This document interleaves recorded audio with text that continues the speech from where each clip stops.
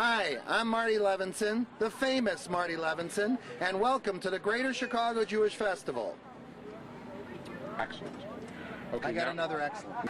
Greater Chicago Jewish Fest, Tufshin Ayin Base, 5772, 2012. The largest single gathering of Jewish people in the Chicago area.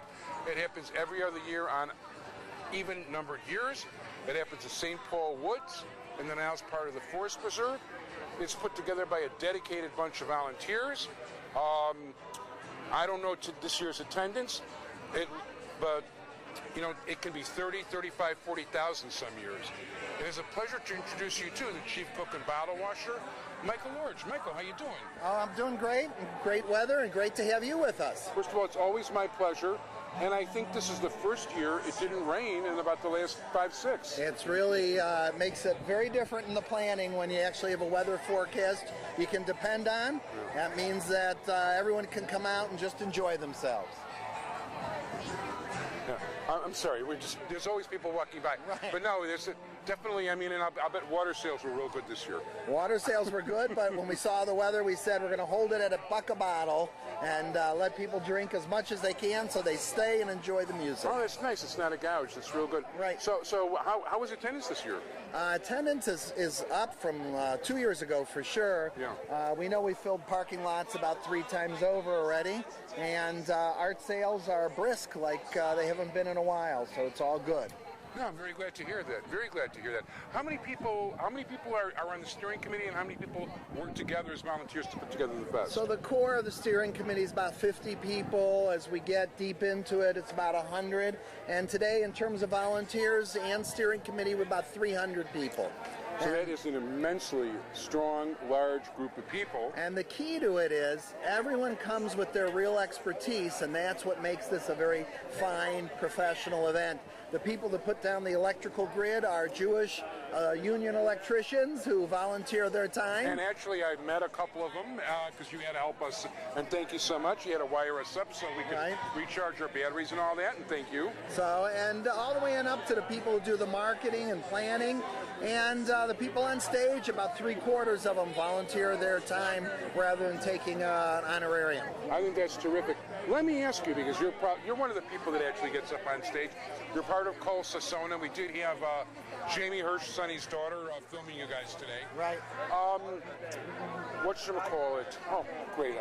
Oh, so did you actually, outside of getting to sing, did you actually get to enjoy yourself at all today? So we enjoy it, even when we're working hard, dealing with traffic and making sure that all the parts of the festival function, but we enjoy it because you're throwing a party for 20,000 Jews. What could be wrong with that? Plus all the rest of the community, and it's important to say that we're sharing Jewish culture today and Jewish identity, and it's wonderful when people from the general community come out to see it and are part of it. Well, you not only have the general community, but for the people who actually, like we spend most of our time with interviewing different organizations, and besides for having a large number of politicians, and besides for political organizations, you've got Israel organizations, you've got left-wing, right-wing, many educational, from all different parts of the Jewish religious line.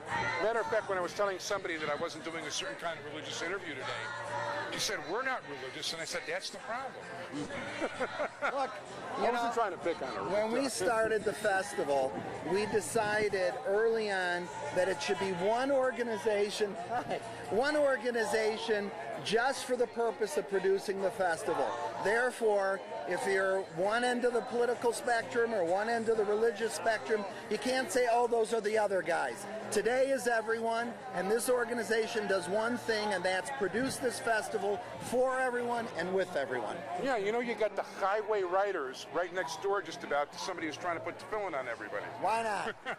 I think it's cool. And by the way, usually some of the highway riders get hit by them. Right.